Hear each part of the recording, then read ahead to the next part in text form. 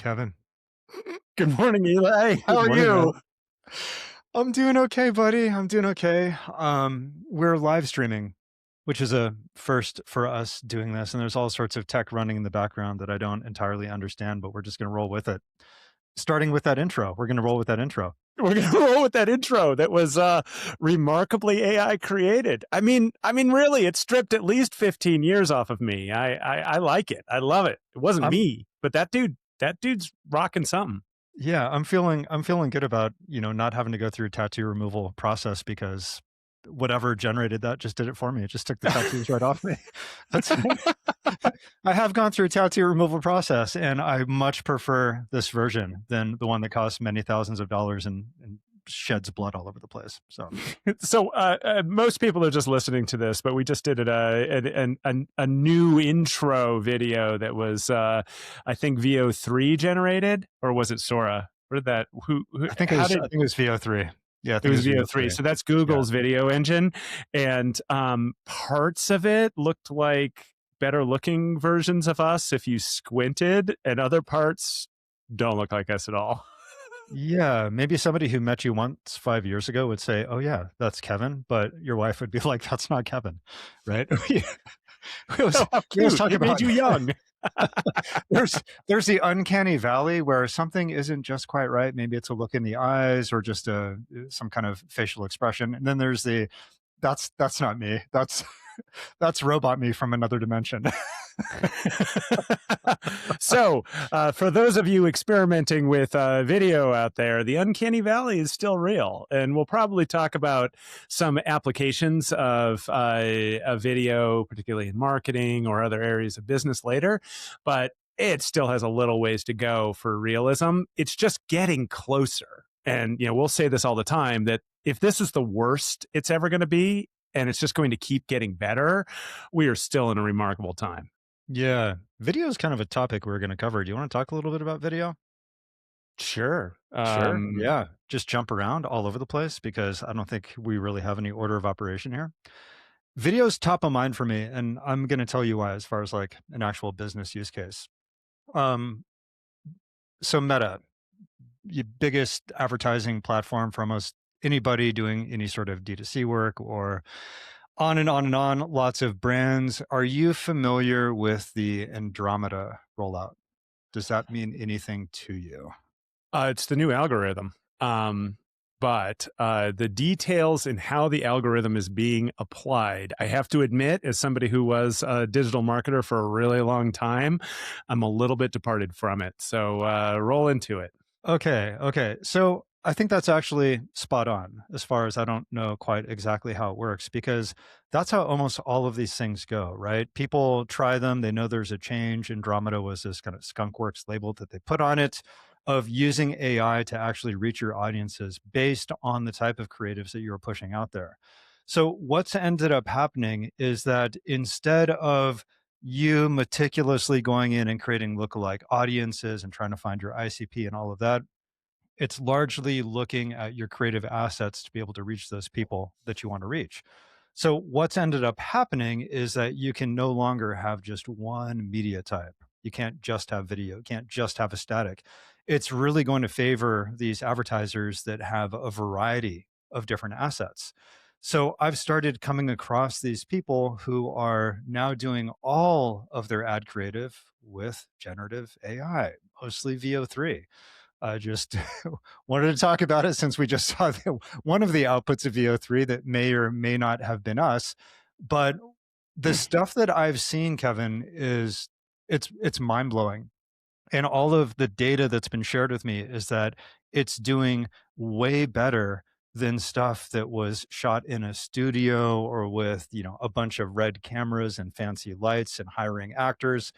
This is just good prompt engineering and the outputs are stunning and they're performing really, really well. So this ranges all the way from cinematic shots to UGC content, user generated content where some of these shops will make these AI personas or even influencers build their AI influencer Instagram accounts and then use them in ad creatives as well as statics.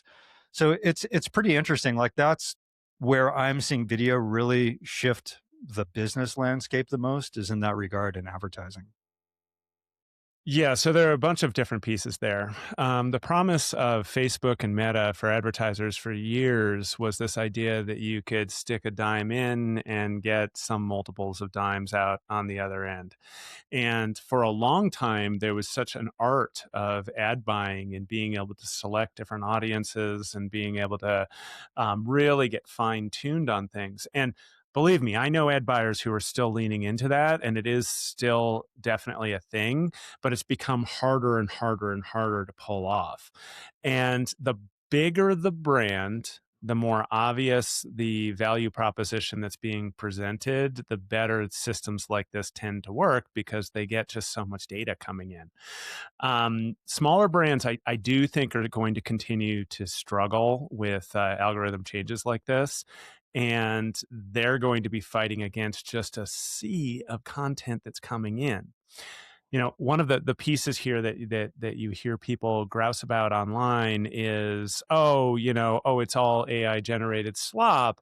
Well, it was kind of human generated slop before.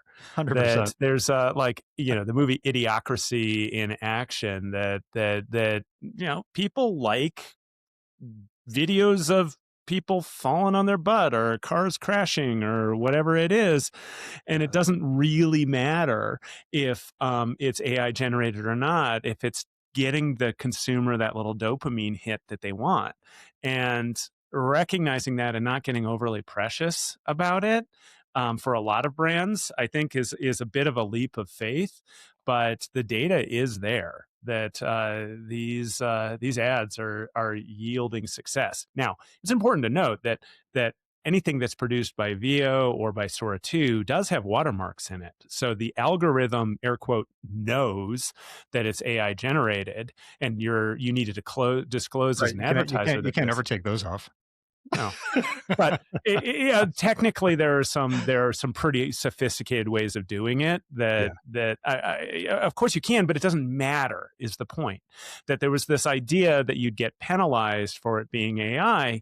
Well, more content, more better for the engine because people will watch it longer and get their laughs out of it or whatever it is. And engagement is the name of the game for these platforms. And if the engagement is coming from sloppy, stupid videos, fine. That's what they're going to lean into. What about real ads though, right? So, for example, I saw an ad that featured this Grand Prix car. It looked so real and it looked so good, and the people looked so real and so good, right? From an advertising perspective, does it really matter? Because they're just looking at the outcome of performance, of reach, of conversions. What's gonna hold attention, right? So, there's been a lot of discussion about labeling synthetic media. And I see that coming into play more where you are shaping opinion, influence, political discourse, things of that nature versus I'm an agency and I am producing creative to try to sell this widget for this client, right? Which I think it's just fair to divide those two when we talk about all of this new synthetic media coming out there. Yeah, sure. I think the other place where advertisers can get into trouble is drifting into just falsehoods. I've been seeing these AI generated ads on like the New York Times of all things that are like best gadgets for Christmas 2025.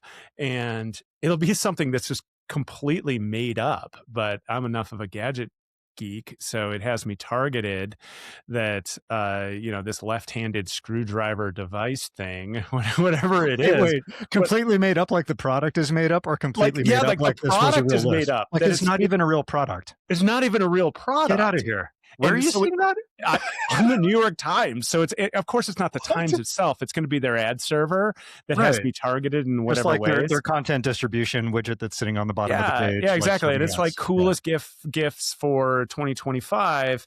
And yeah, it'll be something that's completely fabricated. And it's basically it's a hook. It's an ad hook to get the click that Okay. gets you into the advertorial that runs it down, top 10 gifts that have affiliate links or whatever it is. Right. But that thing, that like weird That's looking just made up. Star Trek phaser looking thing, it just doesn't exist. So Wow. that's actually problematic as far as both some of these new laws, which may or may not ever take effect, given what's going on with the Trump administration, but just existing truth in advertising laws. So, you think it's cool to just like make something up, but once you promise that to a consumer, I'm not a lawyer, but you might be falling afoul of other laws that are floating around there. But more from a nuanced perspective is, are you presenting an AI version of your product that can't exist in some way, shape, or form? So if it's not labeled as AI and it's presenting, oh, I don't know, your Chevy and it's a Camaro that has features that simply don't exist, and you're not disclosing that it's AI and that those features don't exist, you could be falling afoul of a whole bunch of existing Right. laws. That one seems really obvious. This idea of generating a product as a hook to get you to jump into an affiliate page, that one is wild. That to me, that looks like a business opportunity. Whatever that thing that got you to click, Kevin, I'm making it. And then I'm running ads for it because it sounds like it might need to exist. They got you to click onto some top 10 list of the best Christmas gifts, but the one that you wanted, you couldn't have. Now I'm like scrolling on my New York Now, Times app to see if I could find one of these things or if I'm just making it up. But they were really common. if anybody Uh, wants to start a business, what we'll do is we're just going to put Kevin's feed of everything he's clicked on to try to buy that doesn't exist, and we'll put that in the show notes. And you can go start a D2C product company for that. I am a terrible consumer. So I would never buy anything anyway. But apparently the ad feed thinks I will. That is pretty wild. That is pretty wild. Well, okay. Anything else you want to talk about video as it applies to actual business? Because yeah, we're in a weird time with it, as you mentioned. I mean, we had our intro to the show, which may or may not look anything like us. I don't know how many prompts it took to get there. I've had some middle of the line luck with generating video. Some stuff I've been really impressed with, others not so much. Ironically, the best looking stuff for Sora, which is just really pure entertainment at this point, if you want to call it that, looks more like me in most cases, or when we've gone back and forth and put each other's cameos in our videos. Probably shouldn't be doing that. But it's gonna escalate and get worse and worse. But that with an unbelievably little amount of training is pretty mind-boggling how close it looks and as far as realism goes. It it is really shocking. I had a moment. So I'm totally being that dad. My teenagers are just cringing that I'm like sending custom Sora 2 videos in response to their teenage missives, and they're just dying inside, of They're course. just like, "What did I do to deserve What did this? I do How to did I deserve get this? Right? here? Where did I go wrong?" But I totally had a moment yesterday where I created one of those, and I was like, that is totally my house. Like, I get that it has a cameo of me, but that is a potted plant that is actually in my house and sitting behind my kitchen sink. Like, how the heck did it figure that out? And then I realized that when you set these things up, you do a cameo. So you do just whatever the 10-second thing is. Right. It's actually contextualizing more than your face. It's adding all the other pieces that are behind you. And since I just was goofing around with it and haven't bothered to do another one, to be honest, where I happened to be standing had a view of my kitchen. So it has a good idea of what my cabinetry looks like, what paint is on my walls, like that my fixtures are like black. So it's carried that over into other videos. And sometimes if it's placed in my kitchen, it's going to be my kitchen. Other times it will take that aesthetic and it'll actually apply it to other videos, which is really wild when you think about it. Yeah. Yeah. That's so what are you seeing when you kind of look ahead as far as is this just the OpenAI answer to try to monetize a social network? Is this going somewhere? Like, are you connecting the dots for a business application with video right now outside of creators using it, ad agencies using it, D2C companies using it? Like, where do you see this kind of fitting into the AI for work? A couple of different things If there. anywhere, that's the Yeah, easy well, out. Like if anywhere, right? it's pretty Yeah, much everywhere. You always set me up to be the fun killer here, but the fun good killer job. aspect of it is these whole like nasty little copyright issues that have been floating around about all Yeah. this. They haven't really gone away. Well, I A heard lot of Disney it is did a little something too. I'm well, not sure, Disney yeah, just invested $1 billion into OpenAI, which, just a few years ago, $1 billion would have sounded like a lot of money, but it's like, right. a billion, that's We'll give it a cute. nod. Yeah, That's you reached into your couch cushions and you found a little shekel. yeah, But the underlying issues still haven't gone away. Like, were these models actually trained on copyrighted material? I think at this point, people have decided that it's unlikely to be show ending, but there are a couple of different points that people do need to be aware of. That if you're using this material and it does yield copyrighted material, you could be held to account for that. It's not really happening in mass and small brands. It's probably not a problem, but it's an actual risk. And then for a while, you had bigger brands were all leaning into Adobe and its Firefly project products because Adobe was saying, "Hey, they don't really have great video products yet, right. but they're saying we're going to indemnify you. So if you're a big company and you're concerned about this stuff, you could lean into Adobe and be confident that you were getting results that were solid." Ha ha! But guess what? Now in the Adobe suite, you have drop downs that allow you to bounce into VO. Yep. And now you're crossing out of your cute little Adobe indemnification wall and you're pulling things in from VO that probably, again, not a lawyer, that's twice this episode, but probably don't cover you as far as that indemnification. So, big caveat here, like if you're using these things, the wise move is to stay away from knocking things off. But that's exactly how people are finding success is they're finding ways of getting really, really close to somebody else's intellectual property and they're parodying it. They're creating like movie trailers and a lot of this stuff is really funny and really creative. The other quick fun killer part is remember that nothing that is generated, what is settled law is that nothing that is generated from AI is actually copyrightable at the moment. Um, Right. Proving that whether it was generated by AI, pretty easy in the case of a video, harder in the case of a static image. But be aware of that. That could be a real problem for people down the line somewhere. Yeah, yeah. I really couldn't say at this point just where video is going to have a strong play in the workplace aside from generating these creatives for ads. Like that's the obvious one that I'm seeing in real time play out right now, and there's a lot of money behind that just because of the favoritism of the current algorithm of the platform. But what I thought was more interesting about the Disney deal wasn't the $1 billion nod, but if you kind of zoom out from the big business perspective, right, you've got Disney now saying you can use these characters inside of Sora. And it almost feels like Disney saying, we're not an AI company, but we appreciate and recognize where this is all going. And we want to be a part of that movement and to stay relevant with all of the impending change. We're going to do this deal. That to me felt pretty big. That felt pretty big from a media company for them to make that move because as we talk about all the time, just because you're not an AI company or you're not building an AI product, it doesn't mean that you aren't going to see this ripple effect of it hit every type of company, every type of business. And that's going to range from law firms to entertainment companies. It's going to be everywhere.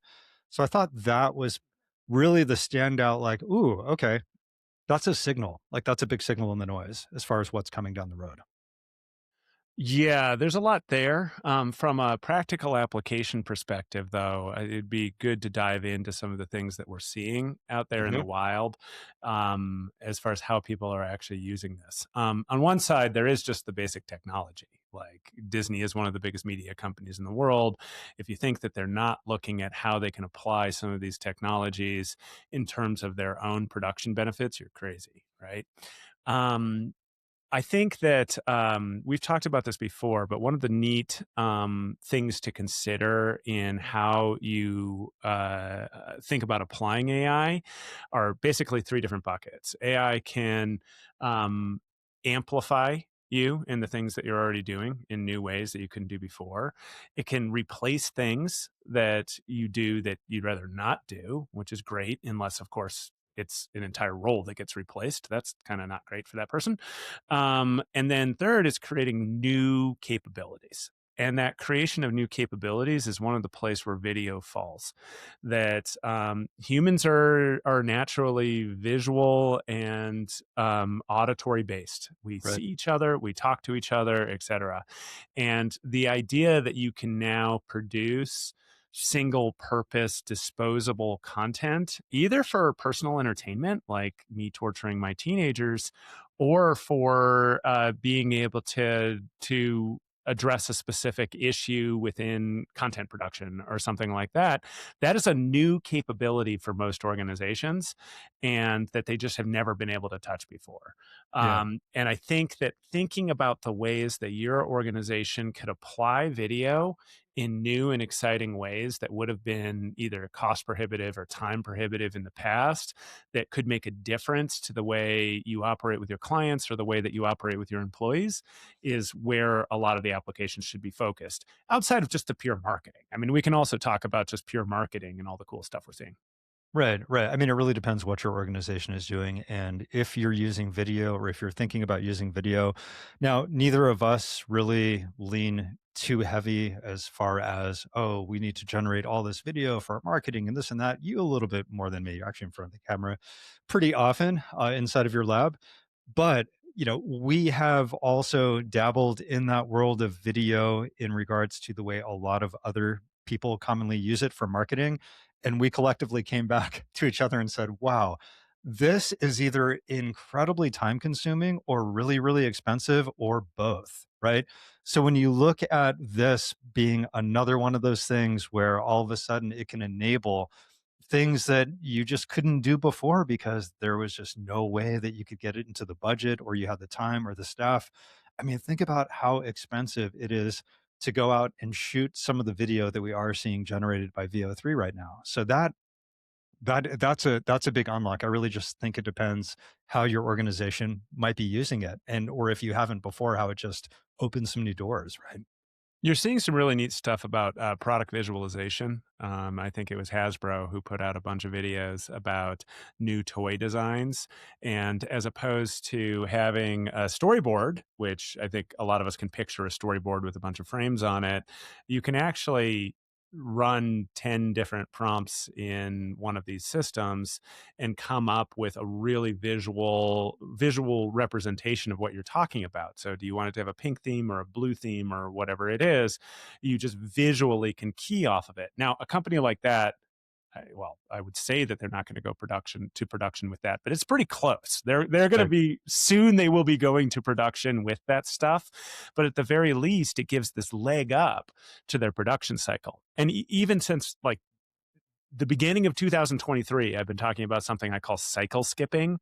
It's the idea of looking at your business and looking at the things you're doing and then questioning why things take so long. And for those of us who have spent a lot of money and a lot of time developing media spots, it's always this like 6 month, 8 month process of Brutal. meetings and back and forth and this ideation session and this Pantone session or whatever.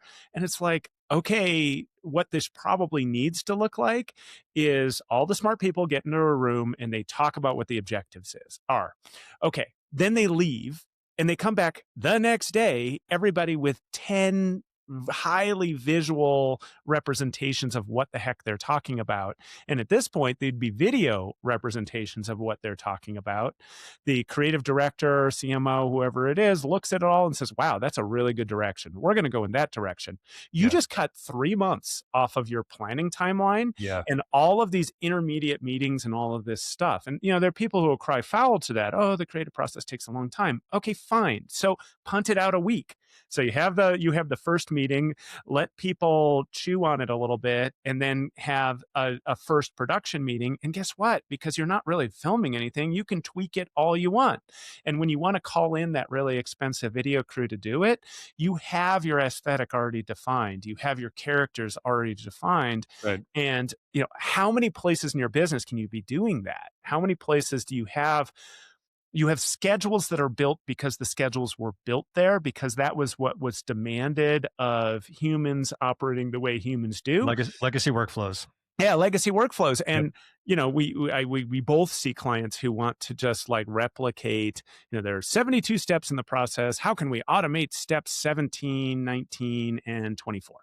uh, okay, but why don't you look at the entire workflow and figure out what's going in and what's coming out and how much time is involved? Find the key points where humans need to be involved and lean in there. I think that's really the best way to holistically look at what's happening with video right now.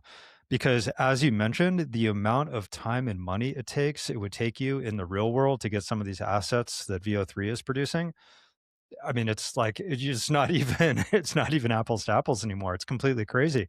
But what you said about having spent time in D2C and in marketing and in the creative process and in ads, and how it really is both an art and a skill to be able to reach the right audience, to get the right creative. None of that goes away with this at all, right? None of that goes away. If anybody has ever tried to produce something with VO3 where you had some expectation and you are, maybe not inherently a creative or a videographer or have ever done ads, you will be really disappointed really quickly and probably get frustrated after 5 or 10 failed outputs, and then it says you're out of tokens and you got to go buy a pro license or something. We talk a lot about one thing AI hasn't done yet is be an arbitrator of taste. If you don't have the skill set, if you don't have the experience, you don't really know a good output from a bad output, and that hasn't changed. It hasn't changed with video. It hasn't changed with a ton of the roles that we talk about, including the person who says, I want to take out steps 17 through 23. It's like, well, if you didn't really understand how this whole thing worked to begin with, and you don't understand how to really apply AI from a high level, then those pieces aren't going to fit together. That's where we always talk about not just a human in the loop, but a human kind of sitting on top of this whole process. No, 100%. It's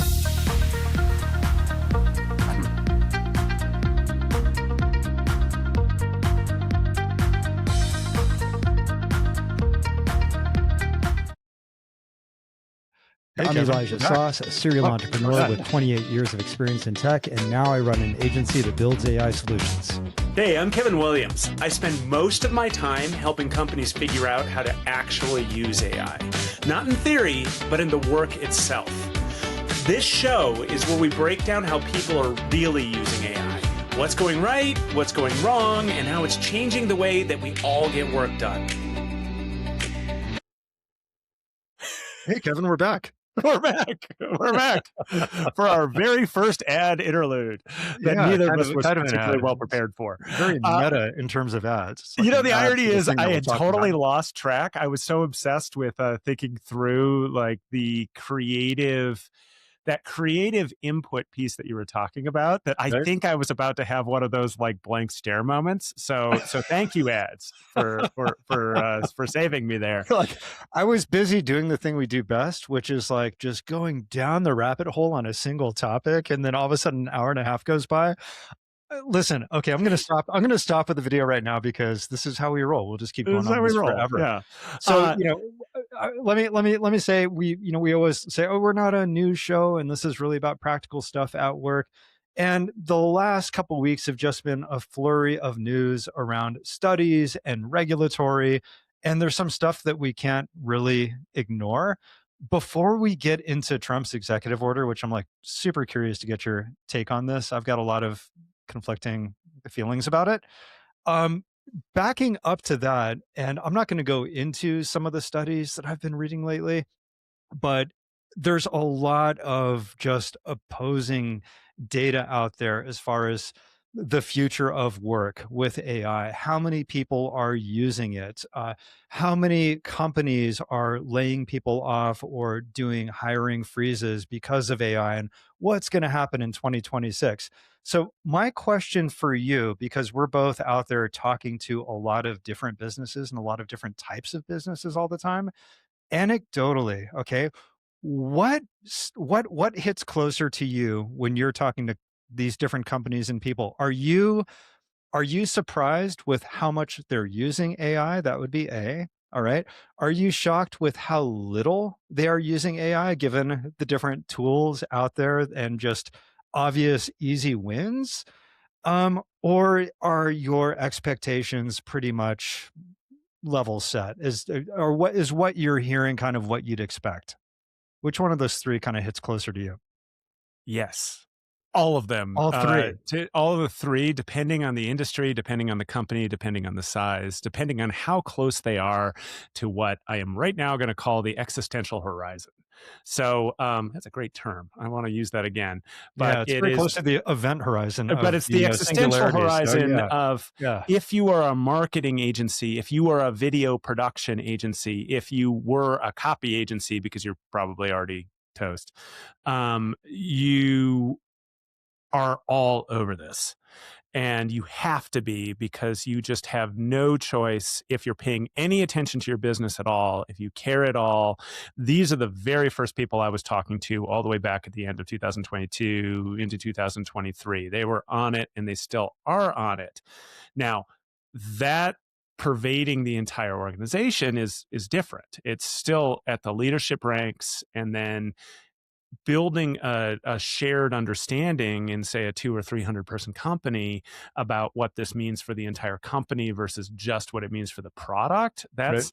We have a long way to go there. I am still weekly, daily meeting with very large companies that are tech forward in their identity, that still haven't really gotten over the hump as far as employing things in a really useful way.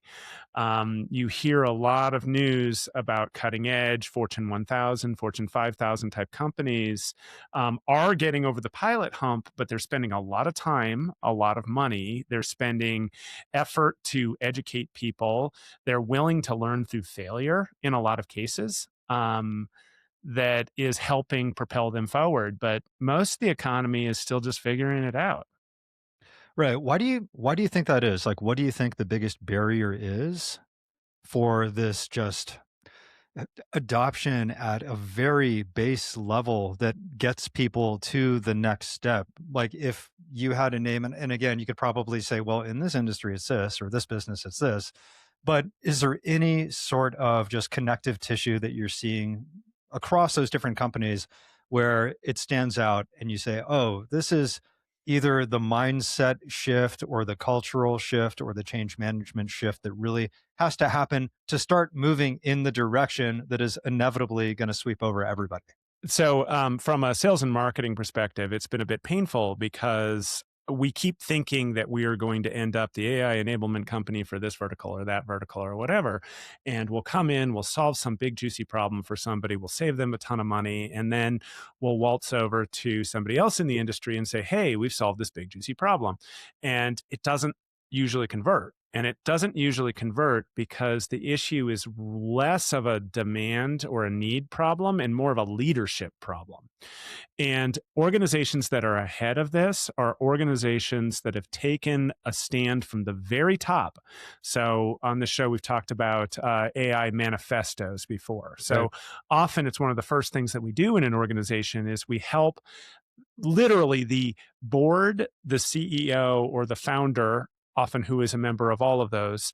I really don't like it to be punted to anybody else in the organization to take a stand on how they think about artificial intelligence, how they think about the future of their business, the future of their industry, the future of their people, and put forward a mandate that aligns all of those pieces into capacity building. Because most organizations, and I do mean most, still treat it as like, oh, there's this tool that does this thing, and then they wander around with a hammer looking for a nail, as opposed to understanding that it's a pervasive technology and you have to be opportunistic about where you're applying it. And you can't be opportunistic about where you're applying it unless you and your people understand how that's going to work out. So the very best organizations lean into it from the top, develop capacity throughout their ranks, and then they start uncovering those low hanging fruit sort of opportunities, high frequency, low risk, high yield type automations that take a bunch of crud off of people's desks and Right. make them happy. Like if you want to build a culture of AI, solve a bunch of problems that people hate in the organization. It's like, the office space TPS reports. Like nobody Oh, wants the to do a work the TPS work report. the work you really don't wanna do, the work you Yeah. dread, right? And all of a The sudden the people are the like, "Oh, tedious, I like, get it." pixel pushing across different little Excel boxes, like that Yeah. kinda stuff, yeah, yeah. Yeah, totally. Well, speaking of top down, let's talk about this. Let's talk about this executive order with AI and Trump because I think there is some real world impact with businesses, and I know that you are pretty close to some government work that's going on locally here in Utah. So, what's your take on this? You want to unpack it? Oh boy. You're going to make me say not a lawyer again for the third time. Um, Listen, it's so just an opinion. It's just an just an opinion. opinion. No, no, no, no, no. I But mean, really, just what happened? Like, what happened? Let's I start think with that. everybody knows I'm not a lawyer, but what happened was that the administration basically threw down with an executive order that said, directionally, if you do things that we don't like, we're going to make your life super hard. Yeah, It also had a bit in there about ideological leanings of models. So this is the anti-wokeness thing. That is a right. whole rabbit hole that we probably shouldn't Hmm. go down in this Nope. case. But models are trained on big sets of information, and whether those big sets of information are biased left, right, center, whatever, that's sort of the fault of the information, not the model. And when you start trying to pull levers to rebalance it, you end up with things like Google's, African American founding father type stuff from a few years ago.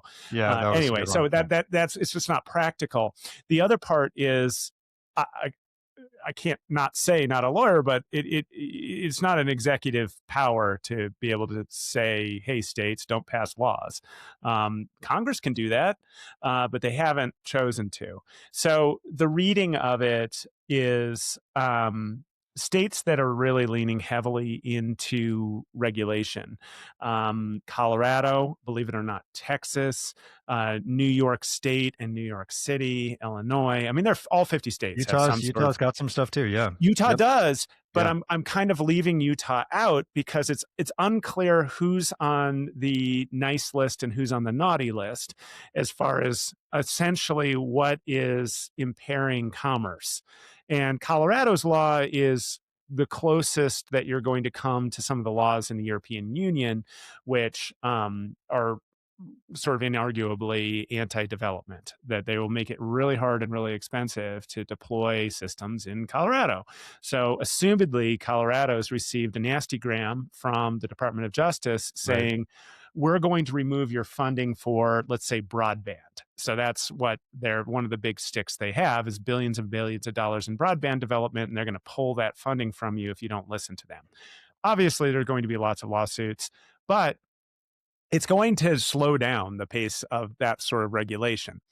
My bias is that we do need some common sense regulation that sits at the top that protects things like our own likenesses, that, oh my goodness, maybe protects children from this stuff, like That's a big one. common sense Yep. laws that places like Texas are trying to pass. Like this stuff Or like makes even, sense. look at Australia, kids can't use social media if they're not 16 now, Yeah, right? as of this week. Yep. Interesting lab there to see how that plays out over the next Right? 5-10 years, Yeah, right? very But curious, yeah. but it's not going to be effective to have 50 states worth of laws. So I'm Right. sympathetic to the movement. Where I'm not sympathetic is that there's no real guidance about what this is supposed to look like anyway. But Right. but from an effective perspective, there's a lot of existing laws on the books that companies need to be aware of. And just because it's AI doesn't obviate your responsibilities under those existing laws.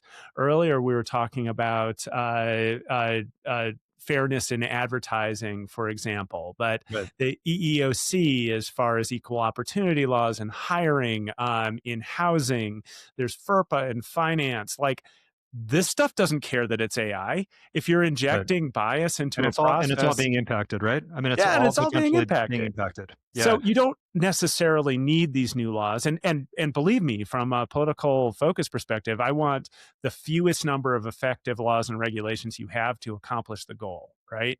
And if you already have laws on the books that should be being interpreted in this way, great. The problem is that there's so much of a gray area in terms of what that interpretation means without regulations that define what that interpretation means. And I don't want to be mealy mouthed on it, but a lot of the issue is with, say, measurement. And you'll hear me harp on this a lot.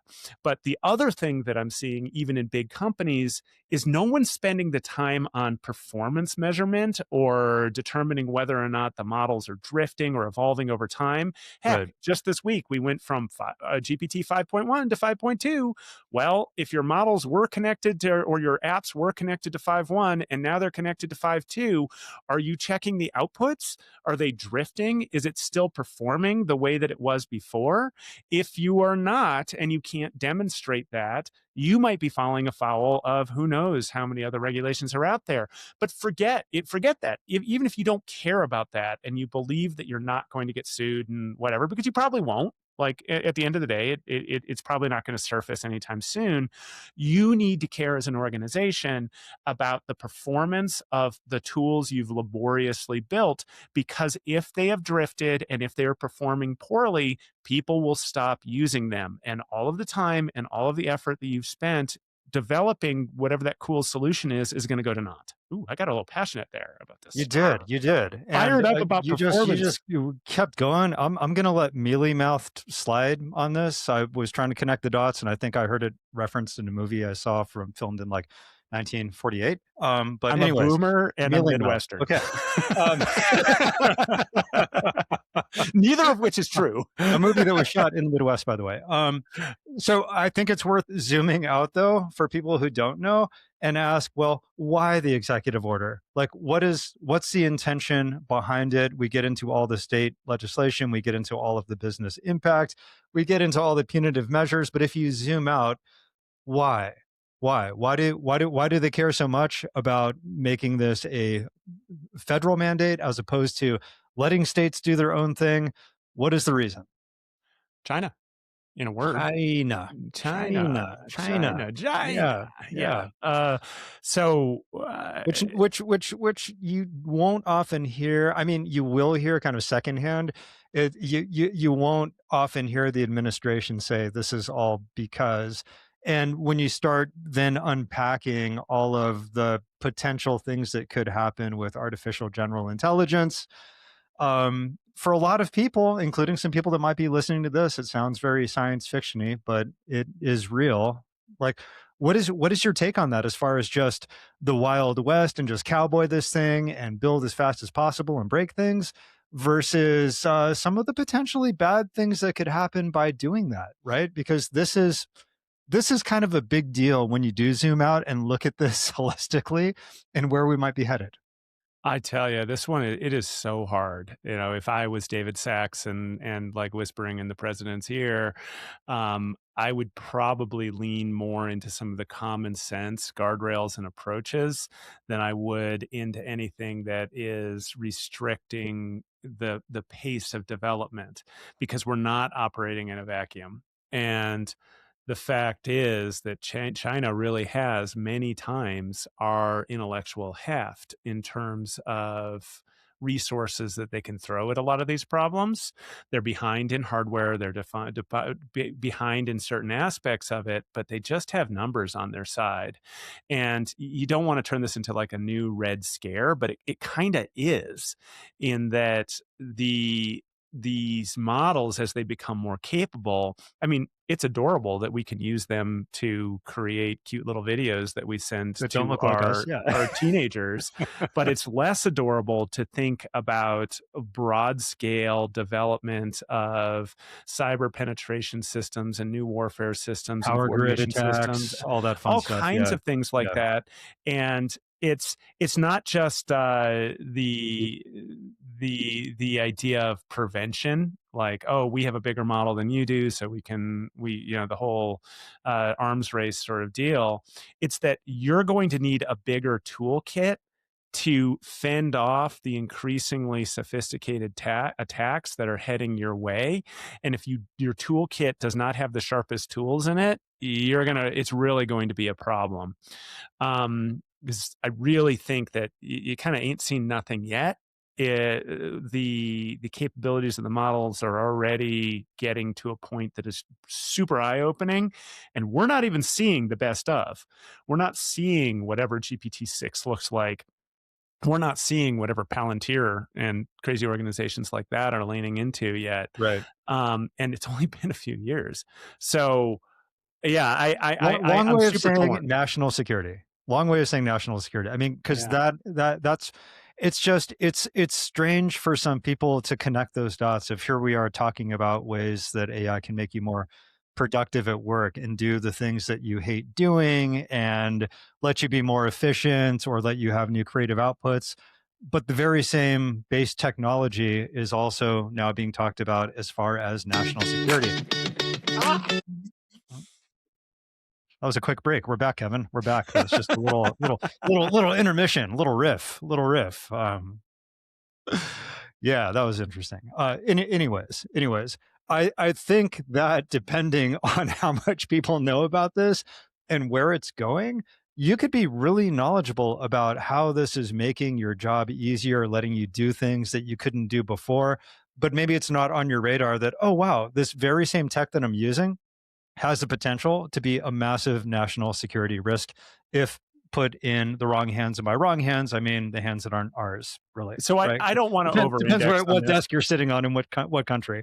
If you want to explore this, audience, go check out Project 2027. And this came out about a year ago, as far as this hypothetical situation of different types of models and arms races and how this plays out. By all means, wreck your weekend by reading that, but you should be aware of it because it's not It's good stuff to implausible. know. I mean, because when an order like this comes out, it's good to know why, right? If your experience with it or your firsthand applications are, oh, it helped me reply to this email because I have Gemini in my Gmail. What is this all about? It is really good stuff just to be aware of, because however these laws end up playing out, they will affect all of us and the way we're able to use these tools. Well, I don't want to. I really don't want to dive into any sort of political lens here, but you see, Sure you do. you But see you're not going to.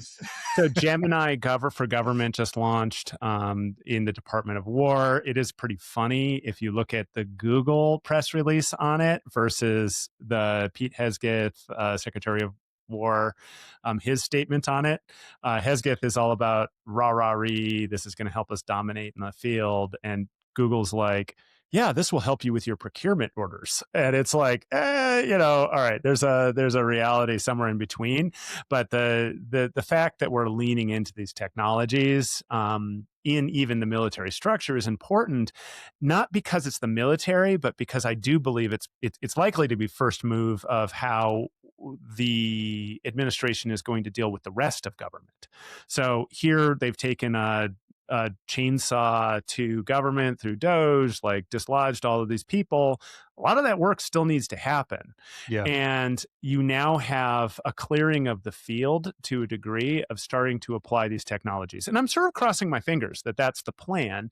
Not because I want to begrudge federal employees or anything like that, but the work still needs to be done. And there's a lot of work out there. So if we're leaning into the tooling from our own business, the business of doing the people's business, basically, and we have to clear the decks a little bit to make that happen. I think that's one lens that's out there. The other is it is just purely commercial. This is just like now our entire economy is basically being built around AI. So it would be a bad thing for that to go poof anytime soon. So let's make sure that we're not too much fiscal momentum behind it for it to go. Yeah, there's a little bit of fiscal momentum behind it right now. Yeah. And Yeah. Which it's kind of like keeps the world turning in a certain direction, if we're going to be honest. Like a lot of it comes down to the money, for sure. Uh, Listen, Kevin, we're going to be running up on time soon, and there's like all of these underused power tools you wanted to talk about that are making you more effective in your organization and other people, and we're not going to get to all of that. So I want to leave it with this. I have this idea. Have you ever heard of a life ledger? Have you heard of this? I mean, I no. Okay. Yeah, I made it up. That's why you haven't heard of it. It was an exercise I did where I wanted to see how my time was being spent, and it felt like the days were going by too quickly, or I wasn't being productive enough, or I wasn't being good enough dad, or whatever the fleeting racing anxiety stuff going in my head was. And so there's this exercise I read about where in 15-minute increments, you actually just journal what you're doing throughout the day. And then at the end of the day, you look back and you say, okay, this is how I spent my time. I want to do something similar with you with using AI because I'd say we're both very heavy users of AI in many different parts of our business. I think it would be interesting to log a day, all of the different things that you're using AI for. I've got like a zillion custom models that I've built for all sorts of use cases that I'm sharing with team members that I don't even think about, but I'm effectively using them because it's something my team member is supposed to be doing, and they're using the model that I made. And we could look at some of those, and I bet that there will be so many that we won't have time to go through them in an hour, but we could compare some of those notes. If you were to guess how many line items, like 100 for a day? Oh, it's probably ridiculous. I'm looking at my monitor right now. I think I see 7 Gemini, 4 Claude, 6 GPT, That you all have up open right now. that I have open right now. And Right. then that's not even Notebook LM. All 1, doing 2, 3, specific 4, things 5, for all doing specific specific tasks. things. Yeah. I Yeah. mean, some of them were like yesterday stuff that I moved on or whatever. I sort of leave tabs open. But and the new one is definitely Notebook, since we spent like all last week talking about Notebook. Right. But I have 6 Notebook LMs open right now that I'm working on Wow. with different projects. I'm still just getting into it. We were sending some things to each other over the past week that we had put together a notebook at LM. And yeah, I'm finding more and more that I can do with it. I'm really digging it.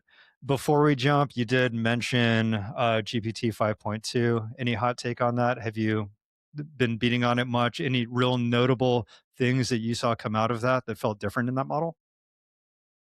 Boy, Or are you it's just like really same hard old, for same me old? right now. I'm the pattern I'm trying to develop right now is in Gemini.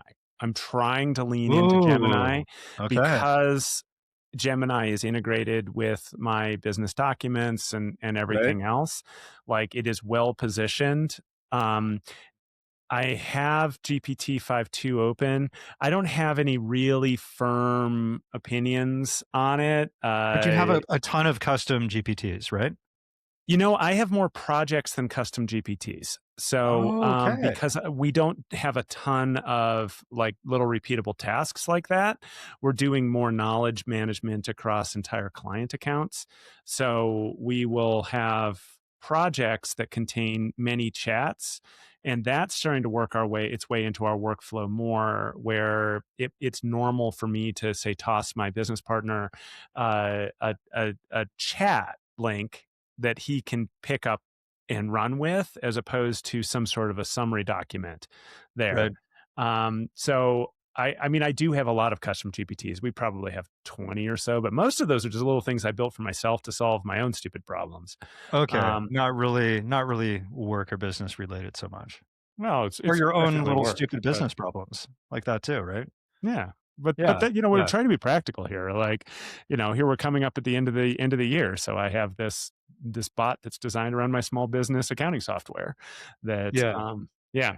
I think I get really familiar with using those tools so much because a lot of them are daily drivers of, okay, I have this custom GPT. It does this thing. It gets used every single day. And when a new model drops, you'll see the little flag up on top that says, "Oh, the publisher made it with whatever, however old it is, with GPT-4. Would you like to revert back to some old model?" And it's always interesting to see the difference in the outputs with those models where I'm very familiar with the types of outputs I was getting and see how they evolve. And very often it's just kind of vibes like, oh, this feels smarter, or this wasn't as verbose, or this is more verbose, or this isn't quite as sycophantic. I would say overall it feels like an improvement. Like sometimes these things will drop and I think, oh, this is just an awful regression in terms of how effective this feels. This felt like an improvement to me. But I too am also moving a lot over to the whole Gemini ecosystem for the same reasons you mentioned, really. I think innovation, just how it's already built into all of the tools that I'm already using. And at the same time, you had said before that you were very heavily weighted towards OpenAI, like as a business. It sounds different and feels different too. Like there is a weird kind of thing when you spend enough time in these tools that you really do kind of feel like there's this personality behind it. And the Gemini personality does feel very different than the GPT personality, at least to me. And it feels different from Claude. And it feels different from Claude, correct? Claude is still my favorite model. It really is. If I am doing something that I really feel like I need a thought partner for, and the communication aspect, both to me and from me, is vital, I'm going to lean into Claude. GPT still feels a little bit more sycophantic and sort of like trying to curry favor. You're the smartest guy ever, Kevin. I can't believe you thought of that. And Tell me more. Gemini, it feels like it's the workhorse. Like I would have called GPT my workhorse before, but now it's kind of sticking to the facts, and the Yeah. facts can be huge. Yeah. Just for curiosity, I brought up a Notebook LM, and I think it has 65 different sources in it. And now I'm really, really leaning in. It's a different use case. It's very versus creating a gem or just Six, one chat. that many different sources. You're talking about different documents you've Yep, attached or different different assets you've documents. attached. Yeah. So yeah, it's remarkable, and it's levering what's a really underappreciated benefit of Gemini is it just has the biggest, baddest context window out there. Right. It's When um, you're hitting that number of documents, I don't have any that are that big. When you're hitting something like 60, are you noticing any sort of latency issues, or do you have to specify routing as far as like what you want it to look like? Because that's a lot to crawl through every time you say, "Oh, make me a this." Um, are you being specific as far as, "Hey, there's I think these 10 documents uploaded that are going to be the most useful. Lean into those." How are you handling that when you have that much context in these attachments? it's funny you say that because I tested this. I was testing this out with that Notebook LM right before we got on air, and one I just gave a basic prompt to, like, give me an infographic that shows all of this stuff. It was literally that simple. And then the second one, I used Gemini itself. So Gemini within the notebook, so the chat box in the notebook, Right. and I said, help me construct a prompt for an infographic that keeps X, Y, and Z in mind, and pulls from these documents. And then I worked with Gemini in Notebook for a couple of rounds to make sure that the prompt was covering the things I wanted it to cover. And I was happy enough. And then I just dumped that prompt into the infographic generator, oh thingamajigger. Right. And yeah, the difference is really stark. So the one that was focused on tell me stuff about this, um, it went pretty superficial. And the one that was, even though all of the conversation today had been about some pretty highly technical stuff as far as data feeds in agentic commerce and stuff like that, it went high level because that was the sort of the base of the pyramid, I suppose. And we were dealing with the pointy end of the pyramid, whereas the Right. prompt was at the pointy end of the pyramid, and it yielded something totally useful. Although I am seeing a misspelling, which at this point, I'm disappointed, Gemini. I'm A disappointed. misspelling in the infographic that you In generated. a one-shot massive infographic, and we can't have misspellings like that. I got No, one no, no, too. no. I got one too yesterday, and Back to the glue factory. I almost missed it too because I just want to believe that visually it looks so impressive and compelling that I'm not going to sit there and read all of the copy that it's thrown all over it. But it is still doing it right. What do we say? It's the worst it's ever going to be. Worst it's Those ever going to be. spelling errors might be gone tomorrow. And the AI hedonistic treadmill is the other one. Oh, we got to talk about that in the future. Can't talk about that today.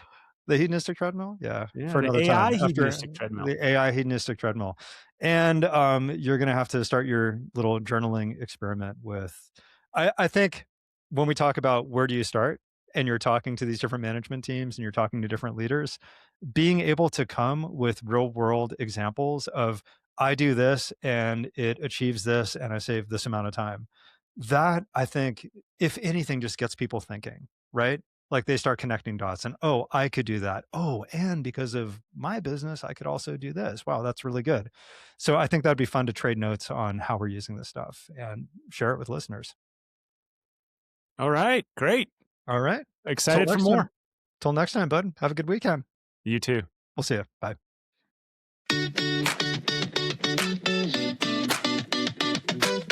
Thanks for listening. If you'd like to send us a question to answer on the show, email me at elijah@spark6.com. That is SPARK, the number 6.com, or Kevin@ascendlabs.ai. To learn more about AI strategy and training for your business, visit Kevin's company, Ascend AI Labs, at ascendlabs.ai. And to learn more about design and development of custom AI solutions, visit my agency at spark6.com. You can also sign up for my free newsletter, AI Framework Friday, by visiting spark6.com/newsletter.